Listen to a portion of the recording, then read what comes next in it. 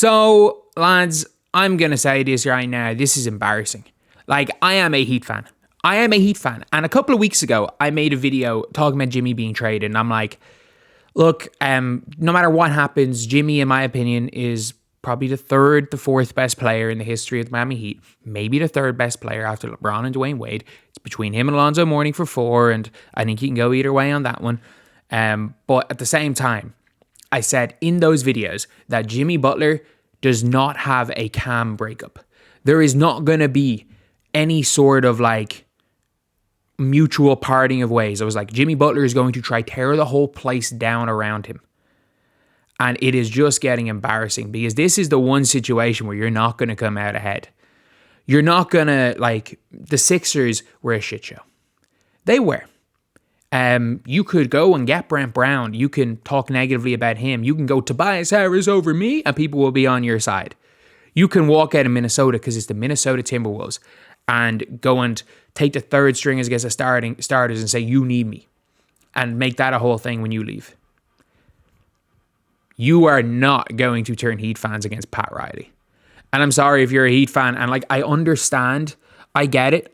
Like, people are like, oh, you know, the Heat constantly are competing. Like, look at where the Celtics are. And I'm like, I'm sorry. Like, the Celtics made all the perfect decisions. They got so lucky in trades. They got lucky to get Derek White. They got lucky to get a lot of players. Like, the Miami Heat have been one of the most successful teams over the last decade since LeBron has left. They've been one of the most successful teams in the NBA. Outside of teams LeBron has been on, the Warriors, and a couple of teams that have won a ring. Like, they've been one of the most successful teams. They made 2 finals. And the only team other than the Boston Celtics that made 2 finals in this decade. And again, part of it was because of Jimmy, but part of it is because the Miami Heat refused to not compete. Heat culture is a damn thing. And Jimmy Butler embodied that at his best.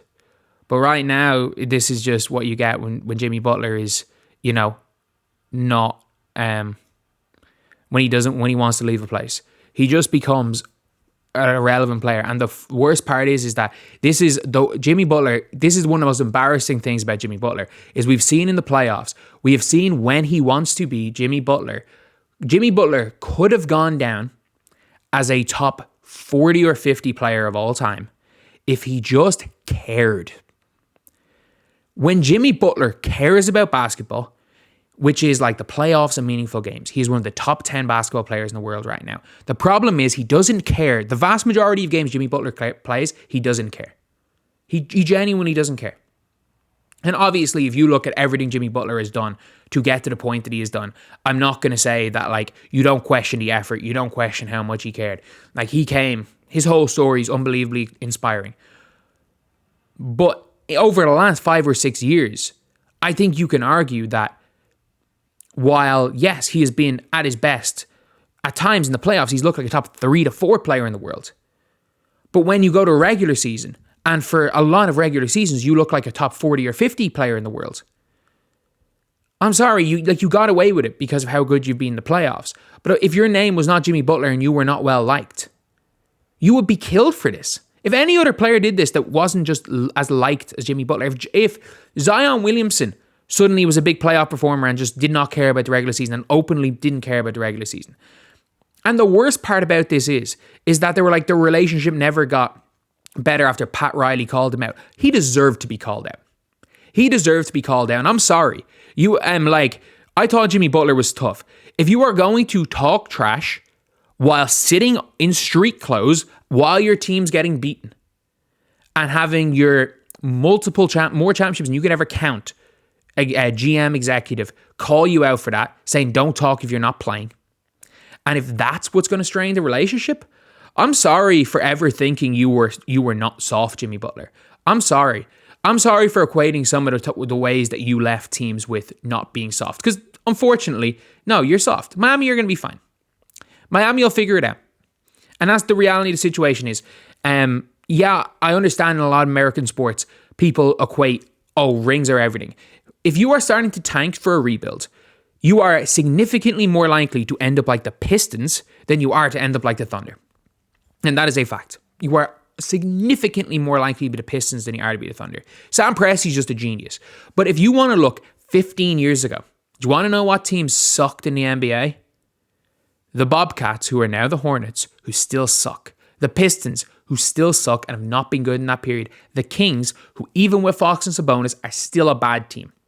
The Timberwolves, who even when they have with all the talent in the world, they might not make the playoffs this year.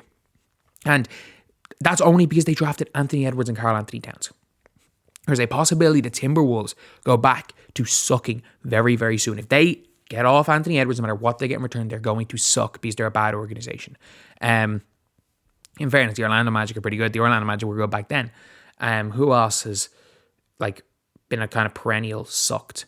Honestly, outside of like the Kyle Lowry, DeRozan, and they were able to turn DeRozan into Kawhi, outside of that period, the Raptors have sucked. Like, these teams suck. These franchises suck. And Miami don't. Miami don't tank. So yeah, you're not going to get a number 1 overall draft pick. But you know what? Like, it's not that hard to find. Like, we've seen the improvement in here. We've seen the improvement in Bam Adebayo. And especially with the way Miami play, they don't cheat the sport. Miami are going to go make a conference finals in the next couple of years. I'm confident of that. With or without Jimmy Butler. Obviously, with Jimmy Butler, it would help. But I'm sorry, you are a 35-year-old who is on a massive contract, who is a player option, who doesn't like playing in the regular season, and then was injured in the last playoffs and is still chirping, and has somehow a relationship strained with the team just because Pat Riley decided to call you out on your bullshit? I didn't realize you were this soft, Jimmy. And now talking about like, oh, listen to Jimmy Butler talking about his joy. I want to see me get my joy back from playing basketball, and wherever that may be, we'll find out here pretty soon. But I want to get my joy back. I'm happy here, off the court, but I want to be back to somewhat dominant. I want to hoop, and I want to help this team win. Right now, I'm not doing that. Can you get your joy back here on the court? Probably not. Trade him to Charlotte. I'm telling you, trade him to Charlotte. Trade him to a team that's like a 10 seed. Trade him to Philly for all we care. Trade him to Philly. Like, put him with Pandemic P. Like, put him with Podcast P. Put him with whatever is left of Joel Embiid. And you know what? He's injured this year. Give us Jared McCain and 2 firsts. Give us McCain and 2 firsts. If money, I don't think money would work out. If you can find a way, Philly, to make money, give him the Philly. You can be their problem. You're not winning anything there. Heck, send him to Charlotte for all we care. Send him to Golden State. Get Wiggins, get Kuminga. Like, I don't rate Kuminga at all. Send Kuminga somewhere else because Kuminga's not very good. Send Kuminga somewhere else and get some assets because some people are brainwashing to think Kuminga's got to be a player. And get Andrew Wiggins who will give you equally as much as what Jimmy Butler's giving you at this point in time because he doesn't care. I won't do that. It doesn't matter where he wants to go. Trade him anywhere. Trade him anywhere. And now you've got like talk from inside of Jimmy Butler's own camp about like they're trying to leak stuff now. Like they're actually trying to leak stuff. And it is embarrassing. It's absolutely embarrassing right now. It says here that Jimmy Butler's camp says Miami threatened to suspend him after the game. And Miami are just like, no, we didn't. And at this stage, I'm not taking a word. Turns out what Sham said was true. Jimmy Butler's agent was just making stuff up. He was unhappy something got leaked. Agents shouldn't treat clients like a business. Athletes shouldn't treat the game like a business. It doesn't even matter. Someone said Pat Riley is overrated. Let Jimmy free. He needs to be on a contender. Send him to the Hornets. Send him to the Pistons. Send him to anyone. But don't send Jimmy Butler to a team that he wants to. Get the best. Get whatever you can get for Jimmy Butler. Get whatever you can get from him. Heck, even if you can just get some picks. The Warriors might want them. Just trade him to the Warriors because he turns the Warriors into a first round loss anyway. Get what the best thing you can get from him. I don't care about trading Jimmy Butler to a contender. Jimmy Butler has cheated the game of basketball enough by not caring about the regular season for the last half decade. He can cheat the game of basketball. Let the game of basketball cheat him for once.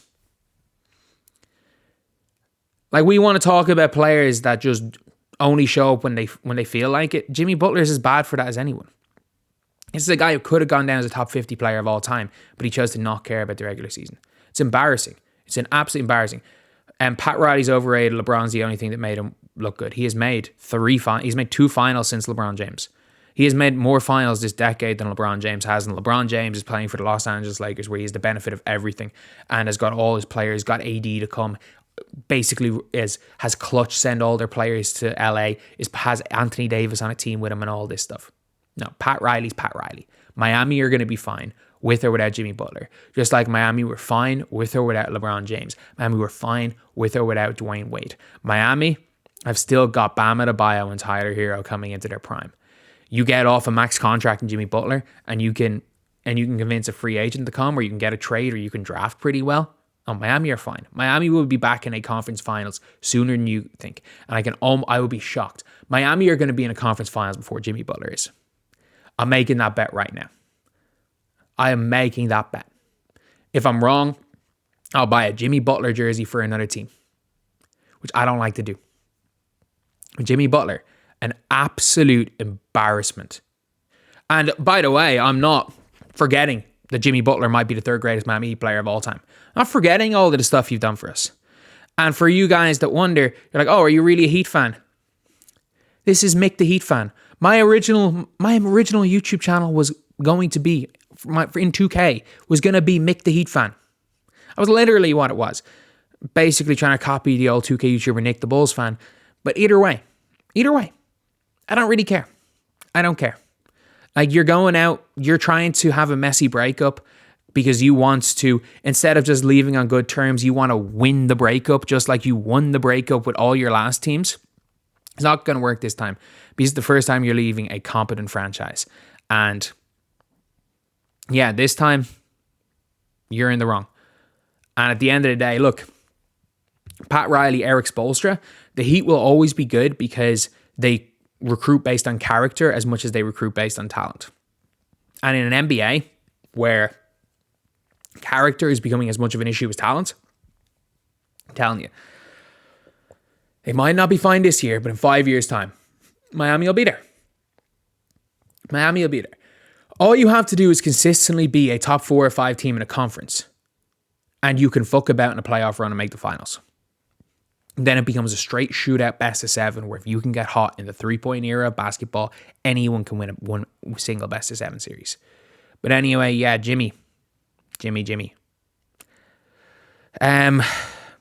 wait to see you out the door, and I can't wait to see you not win a ring this year and then complain about your new team, and then not win a ring and then complain about your new team, and then, not win a ring, complain about your new team, opt out of your contract, look for a max, be shocked when no one's willing to offer you a max, sign for a team like the 76ers, not them, but sign for a team that's desperate, become the new podcast P, and be considered the worst contract in basketball. I cannot wait for 12 months' time when whatever dumb team takes Jimmy Butler and people are complaining, calling it the worst contract in basketball, just like the Paul George contract. I cannot wait for whatever team are big enough suckers to give this guy a max contract at this point in his career. Anyway, thank you for everything you've done for Miami, but with the way you've left, I don't think any Miami Heat fan is upset to see you going.